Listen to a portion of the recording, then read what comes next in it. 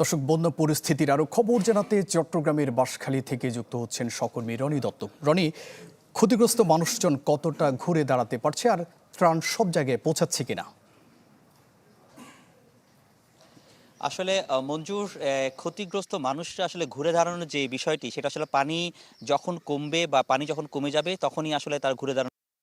অনেক জায়গায় পানি কমছে, কিন্তু কিছু কিছু এলাকায় এখনো অনেক এলাকা পানিবন্দী। তেমন একটি এলাকা হচ্ছে খানখানাবাদের পূর্ব ডোংরা যে এলাকাটি আছে, সেখানে সেখানে এখনো পর্যন্ত আমরা দেখছি হাঁটু পানি কিন্তু বিভিন্ন এলাকায় আসলে রয়েছে। এবং যারা অনেকগুলো ঘর এখানে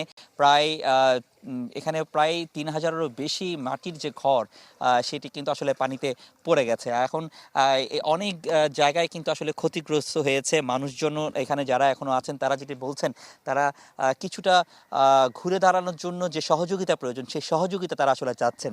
তো তাদের আসলে যে দাবিটি, এখানে অনেকগুলো ঘরগুলো যেগুলো সেগুলোতে যাতে পুনর্বাসনের জন্য টিন এবং অন্যান্য যেসব সামগ্রী সেগুলো যাতে দেওয়া হয়, সেটি আসলে তারা চাচ্ছেন।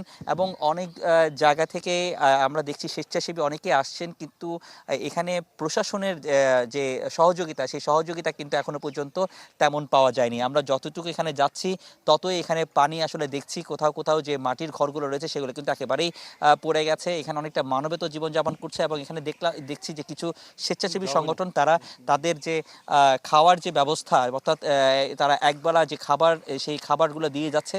অনেক ঘরের এখনো যে চুলা, সেই চুলায় কিন্তু আগুন ধরাতে পারেনি, কারণ ঘরগুলো এখনো যেসব ঘরগুলো সেখানে পানিতে বন্দি, এবং অনেকগুলো ঘরের মধ্যে যে কাদা রয়েছে। তো সব মিলে মানুষের ঘুরে দাঁড়ানোর সংগ্রামটা কিন্তু অনেক বেশি কষ্টের।